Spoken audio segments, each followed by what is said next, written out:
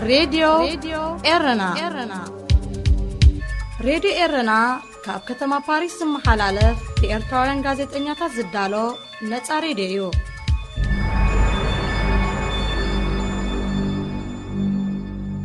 سلام زخبركم سمعتي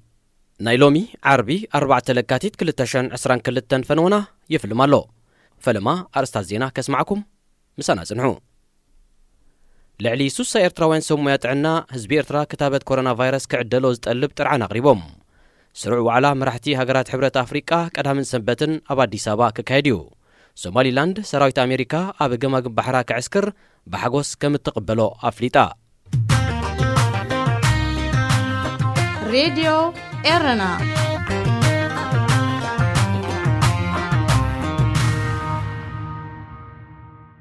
زينا بزرزر زسمعكم أماني القرماء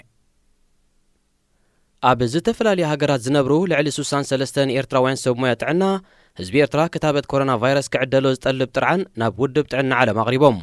أتم سميات عنا ناب ردي إرناب زلا أخو ملختي منقسي إرترا أبتي مس ودب تعنا علم بمتحبر كتابة سارة كورونا فيروس نايم بتسع مدب كوفاكس كم زي تتسنبرب مزخار بسنكو دما إرتراوين كاب كتابة تحرمهم مهلاهم أتحساسيبهم منقسي إرترا زيغاتاتو كتابة كورونا فيروس نخيرخبو حلافنتو كم مسكام سلز بخوره أتقوداي أتوكرو ودب تعنا علمن أقرا محبر السبن رقيبو هزبي إرترا دما كتابة كبتسحو أبزت فلالي هاجرات زنبرو إرتراوين سوميات عنا تساوعيد كقبرو مورالاو قديتا كم زلوم قليسهم إرتران سمين كوريان أب عالم اتن هزبن كتابة سارة كورونا فيروس زي جمرة كل هاجرات كونان كلوها أب أفريقيا دما إرترا بينات رايا كتابة نزد اليوم زيغاتات كتقرب زي مقال بزيكاتي أم مقتاء لبدا كورونا فيروس كهلو زخل مسناخل أب أهقراوي مدرخون انكفات كخون كم زخل مقلال هقراوي تقانتا كردن بشكلتا إرترا كاب زر رواندا كلتا شن عسران كلتن كم أبنت كتكاسيكال مبل سالسان حموشتن سرعو على مرحتي هقرات حبرة أفريقيا قدام حموشتن سنبس شدشتن لكاتيت أبادي سابا ككايديو أقدموا بخلتن سلستن لكاتيت بمبل 4 سرع وعلى منسترات قدات وصاي أبالات نايت حبرت زفلم ركب 55 هاجرات أفريقيا قبل بدا كورونا فيروس معروي زرقحي كتابة سارة كورونا فيروس ببعلتو زوسخ زلو قجتات ناي زهقورن زي قواماوي مقلاي منقستاتن أبزبلو نتبتاتيو أتوكيرو كود بحدنت أفريقيا ناب حبرة أفريقيا استستقاقرلو مبل 10 عامتو ذكر زلو وعلى ناي زهقور أمرقات وحسنت مقبن كالق زهقور زاقيت كتفتحهم زي كالت بدوتاتن كميات مقانون تملكتو أبوليتيكان ديبلوماسن فتسيمو زي كادو بوليسيتاتن مرقصيتاتن زلون هاجرات زحقفي حبرة أفريقيا ازو على زي أبستغفتلو أب قداي ناي تعزابي أبالنت إسرائيل أب تحبرة تابزبل تهجماميعو كمز نبري ديبلوماسنياتات أنفيتهم إسرائيل أب ودب حدنت أفريقيا تقبلنا تكوان تنبرا اتودب أب كلتا شحن كلتن ناب حبرة أفريقيا أب زتا سقاقر اللقوان بدفئ مراحل ليبيا نبر معمر قذافن دقفتو منقستاتن تاليات سانحا مس 44 هاجرات ناي زهقور زمدنا زلو إسرائيل ناب ناي تعزابنت بوتا كتملس مخانا بأبو انبر حبرة أفريقيا موسى فاكي زي حالف عامت مستحبرة بسرع وعلى مرحتي كوسن تبايلو كساب زعامت زي تسقاقرو زبزحة هاجرات أفريقيا جزيف كفال باجتن كمولا لغحن رئيسن تكالاتن هاجراتن زركم مخانو أب زواوي خون ناي زهقور قدات كمت اتتاو ناي وصا حيلتات ناس أزخونه حبارا وساني كوسدا كم زت أجمن تنتنتي ردو رئيس محدار سومالي لاند سراويت أمريكا نجماجم بحرا كتكملو كم زغل أفليتا እታርእሰ ምሕዳር ንዝተፍልጥ ዘላ ናጻ ሃገር ምዃና ብኣህጉራዊ ማሕበረሰብ ኣፍልጦ ክወሃባ ኣብ እትደፍኣሉ ዘላ እዋን እዩ ፕረዚደንት ናይታ ርእሰ ምሕዳር ሙሴ ቢሔ ኣብ ዝመጽእ ወርሒ መጋቢት ናብ ዋሽንግተን ዑደት ብምክያድ ኣብ ናጽነት ሶማሊላንድን ረብሓታት ኣሜሪካ ኣብቲ ዞባን ዘተኮረ ምይይጥ ከካይ ትጽቢት ኣሎ أمريكا نجمع بحر سوماليلاند نحيل بحر يخون حيل أيرن كالق ناي سراوي تاجل جلوتاتن كتك أملون تحديتا بريزيدنت بيحي بزي ترتر كم فكد مربب زينا وول ستريت جورنال نمينستر قدات واتس أنا يتارسم محدار عيسى كاياد بمتكاس تبسيبو أب جيبوتي أستات 1400 زقمت سراويت زلو أمريكا متتاو تشاينا نبت زباسل الزسقا معسكراتا تسفح كم زلا يفلت أب 1991 كاب سومال تفليا ناصنتا زاوجت سوماليلاند أمريكا مستركبن حيالو هاجرات دبلوماسياو ركبات كوانتلوا كم ناصان لولاويتن هاجر زاغيت بوغعي أهغراو تفلاتنت ኣይረኸበትን ፈደራላዊ መንግስቲ ሶማል ምዛ ዘይትንጸል ኣካል ሶማል ምዃና ዝጠቕሳ ርእሰ ምሕዳር ሶማሊላንድ በተናጸል ዝግበር ወተሃደራዊ ቆጠባዊ ፖለቲካውን ዲፕሎማስያውን ስምዓት ንሉኣላውነት ሶማል ከም መግሃስ ከም ዝርዮ በተደጋጋሚ ይገለጽ ክቡራት ሰማዕትና ዜና ተዛዚሙሎ ዕላል ምስ ንጉሳ ዓርከይ ዝስዕብ ትሕዝቶናዩ ምክትታልኩም ደጊምና ንዕድም ሬድዮ ኤረና ሬድዮ ኤረና ካብ ከተማ ፓሪስ ዝመሓላለፍ ብኤርትራውያን ጋዜጠኛታት ዝዳሎ ነጻ ሬድዮ እዩ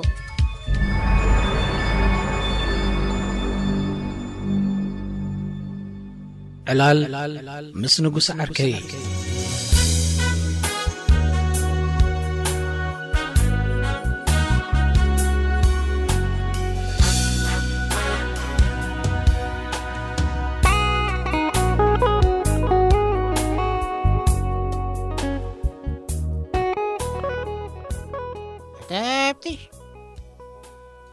تربون لغاية فيك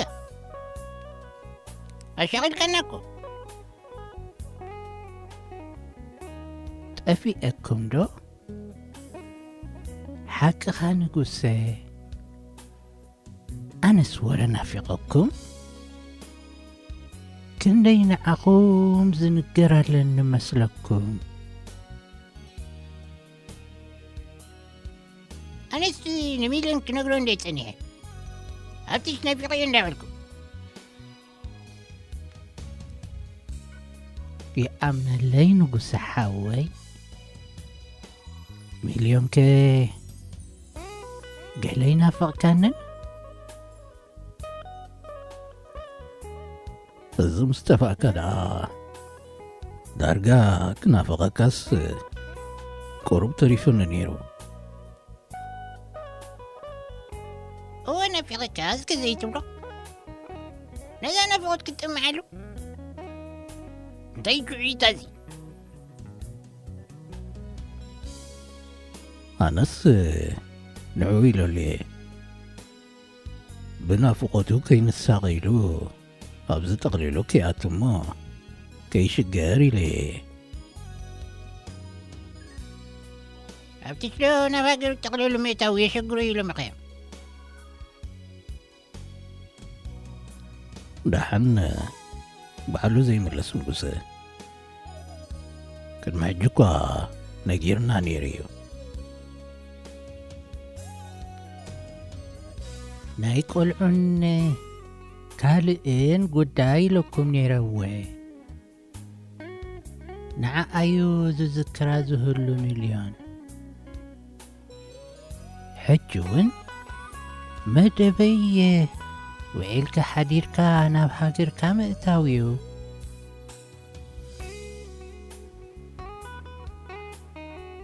እንታይ ምውዓለን ምሕዳርን ኣድልየካ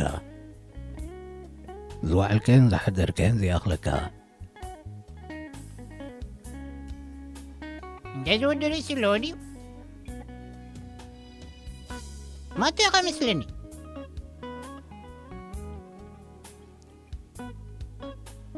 ኣጃዋጅ ሸቕል ንጉሰ ንሱ ንዓሻ ኣይኮነን ተቕሊል ይኣቱን እዩ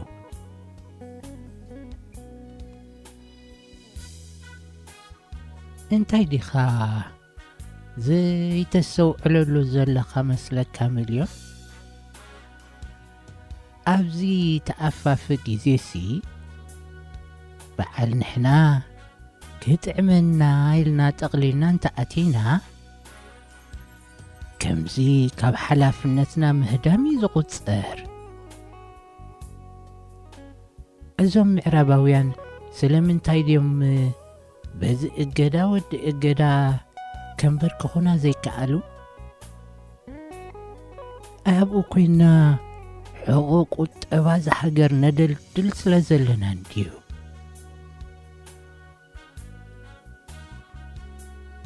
الدياسبورا كده عبير الدعزي كلها سبب زي حمد أخذ الحسترة يزيلها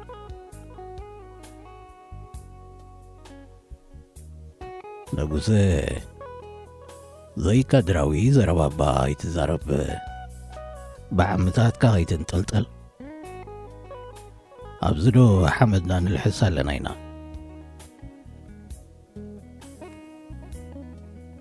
ንጉሰ ዝብል ዘሎሲ ኣብዚዩ ትናይ ብሓቂ ቃልሲ ዘሎ ንሕና እኳ ንዓኹም ኢና ንሕግዝ እምበር ነብስና ከም ኣካል ሰራዊት ኣይንቖፅረን ኢና ንሕናሲ ኣብ ጎኒ ሰራዊትና ኣለና ነሳቶም መሪሩና ከይበሉ ህይወቶም ይውፍዩ ኣለዉ ኢልና ኢና ነጣበቐልኩም ብኣኻትኩም ከመይ ድየ ዝሕበን መስለኩም ብፍላይ ብንጉሰሲ ናይ ብሓቂዩ ኩርዓት ዝስምዓኒ ኣውራንብድ ንሕና በቶም ኣብ ደገ ዘለኹም ሃገራውያን ንምካሕ ዳሓን ስጋይ ስጋኻ ይትበሉ ኩላትኩም ኢኹም ምኩሓት እዚ ኩሉ ዝጠፋእከስ ገለ ቁም ነገር ዶ ጌርካ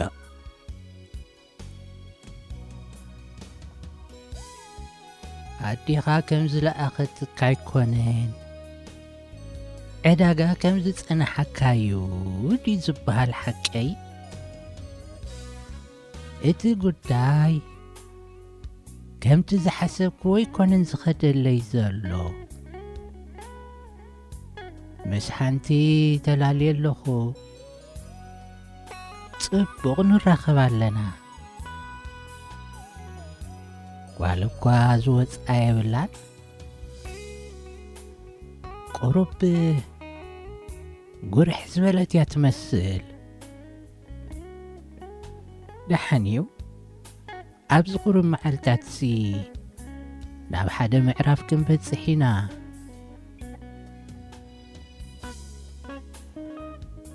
እንታይ ዳ ካባና ሓቢእካያ ዘሰክፍ ጉዳይ ኣሎ ድዩ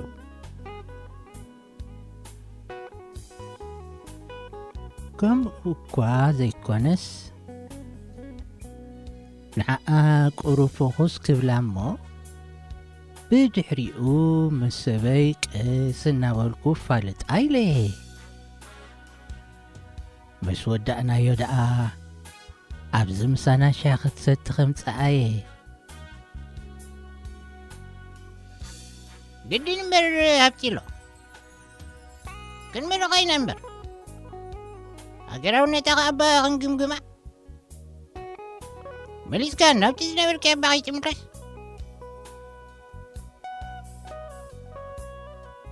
ሕጅስ ጐሪሐ ድሮ እውን ብዛዕባ እዚ ኣብ ሃገርና ዘሎ ፍሉይ ኣካይዳ ክዕልላ ጀሚረ ኣለኹ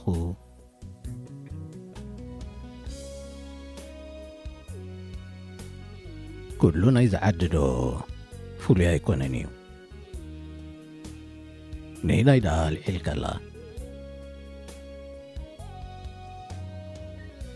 ብዘረባ ዝለዓሉ ጉዳያት ኣለዉ እንዶ ንኣብነት እቲ ብቐዳማይሲ ምስኣን ከለና እዚ ናይ ኤርትራውያን ኣትሌታት ናብ ሩዋንዳ ክኸዱ ዘይምኽኣሎም ይለዓል ሽዑ ዛጓል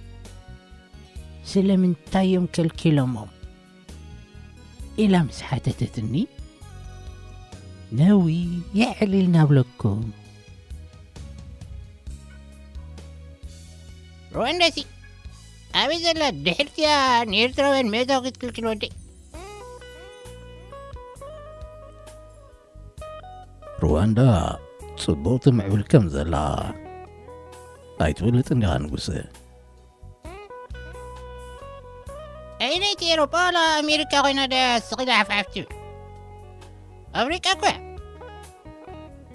ማለት እዚ ኣብ ኮቪድ በፂሕካስ ኩላና ሓደ ኢና ኖ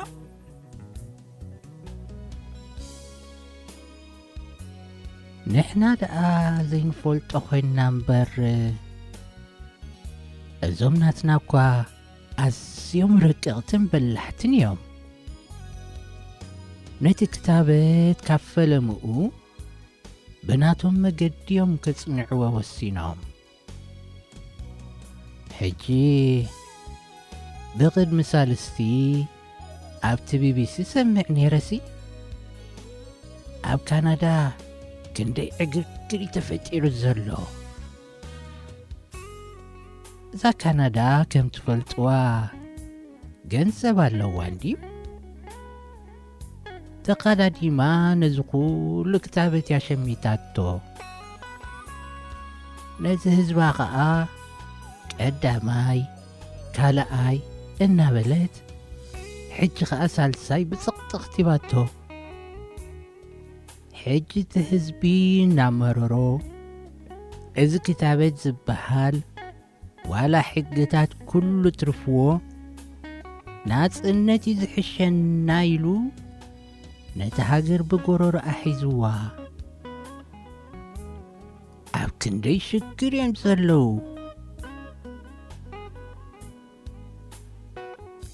ነዛ ዜናስ ኣነ እውን ሰሚዐያ ነይረ ከምዛ ዝበልከያ ኣይኮነትን ንኣእምሮ ንጉስ ብዝጥዕም መገዲኻ ኣቕሪብካያ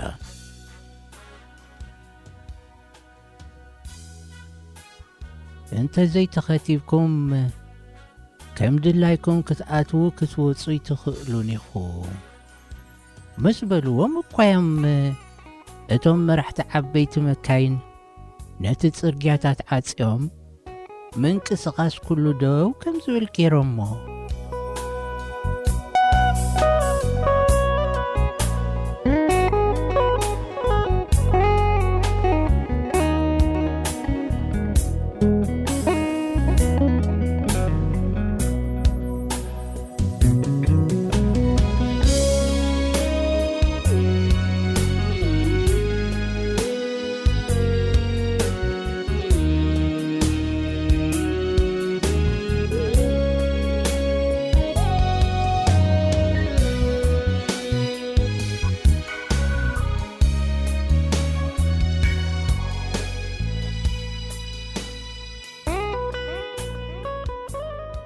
إذا كنا نبلا كاميلي إذا ديمقراطي ولا ديمقراطي زوجة سببرة هذا أقول حزبي أسباب خلوا ملت كوي تم سراويت كسغيلم ديم زريوا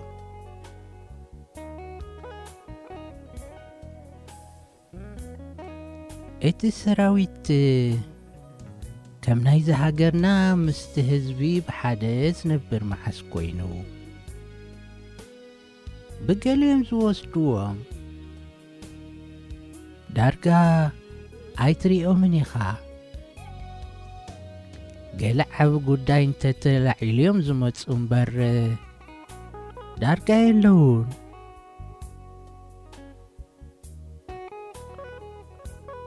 ومتوين دعمو قال معي قرقرتس من قصة قلبي تقول اليوم عليتي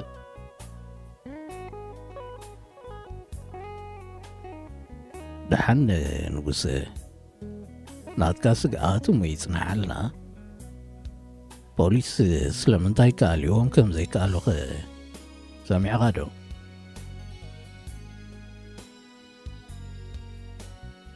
እቶም ፖሊስ ደኣሞ መዓዝ ዝድምዑ ኮይኖም ይለማለምዎም እዮም ዘለዉ ኣነ ግና ክነግረኩም ደልየ ዘለኹሲ እዚ ኩሉ ተቃውሞ ዝገጥሞ ክታበት እንታይ ስለ ዝኾነ እዩ መንግስትናሲ ገለ ፈሊጢ ዝኸውን ኣየድልየንን እዩ ዝበለ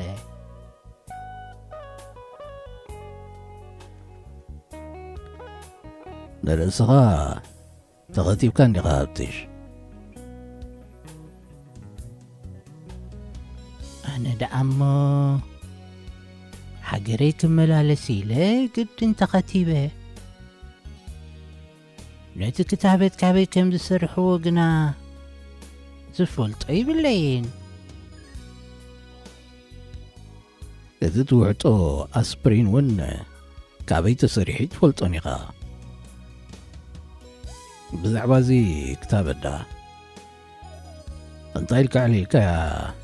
ነዛ ግዳይ ነዛ ዓድለኛ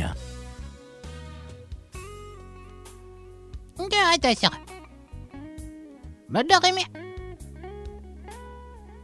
ክነግረካ ምፅኒዮ መንግስትና ሲ ነዚ ሕጂ ህዝቢ ዘን ምዕቡላት ሃገራት ዝቃወሞ ዘሎ ክታበት ኣኸዲሙ ፈሊጥዎ ስለ ዝነበረ እዩ ካብ ክታበት ወዲ ክታበት ሓራውፅኢና ኣብለካ ኣሎ ሕጂ ኸዓ ዝውረድ ዘሎ ነዚ ክታበት ግበሩ ዶ ዋላ ብማስክ ተሸፈኑ ዝብልዎ ዝነበሩ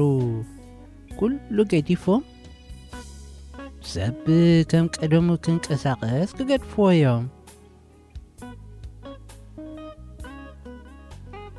በቃ ነታ መንግስትና ቀዲሙ ዝበፅሓሲ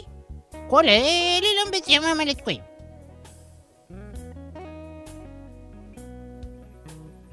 ኣነስ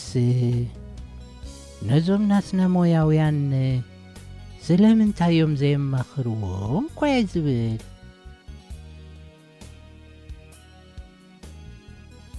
ኣብቲ ውድብ ጥዕና ዓለም እንዲ ዘሎ እዚ ቴድሮስ ዝብሎ ኣባል ወያኔ እንዲ ዋላ ንሱ ገለ ኢትዮ ከይሰደልና ኢሎም ምዃኑ ነቲ ክታበት ተሓሲሞሞ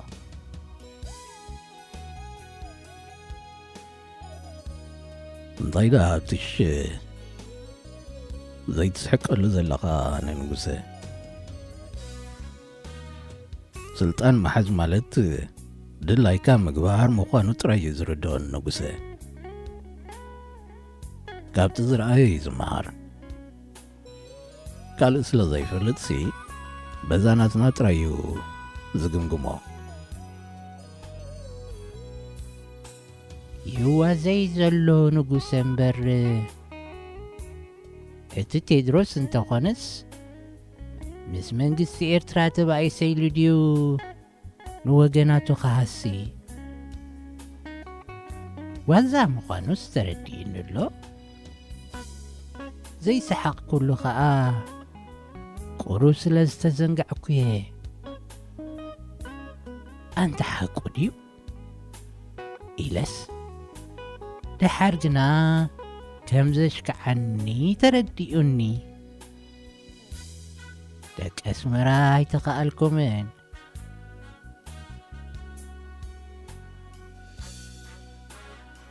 ሓቂኻ ነዛ ጓል ቀልጢፍካ ምስ ንጉሰ ከይተራኽባ ከይትስንብደካ ኢልካ ኢኻ ምዃን ትስንብድ ዓይነት ኣይትመስልን እያ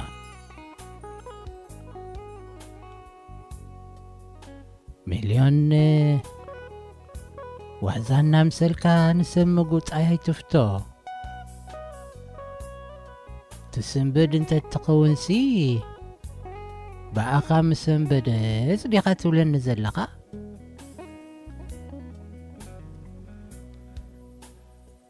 ክፃወተካ ኢለ እንዳሃለይ ክትመርሖ እንተኾንካ ኸ ዘይምኹራይ ተለማመድ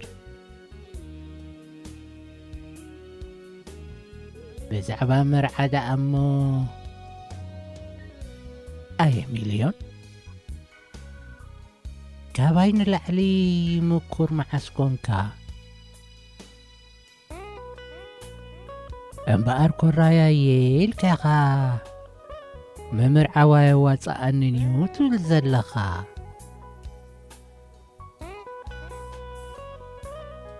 ዘይመመርዓውየይ ምኽንያት ቅድም ቀዳድም ኣየሽግር ሕጂ ኸ ናብታ ምምራርን ፖለቲካን ከየትወና እዩ በጃኹም ቦታ ንዒላል ንኸይር ኣብትሺ ናብታ ብቐዳማይ ዝፈተኸያ ቦታ ንኸይድ እንዴሞ ካላስ ፍሬሽ ንኹን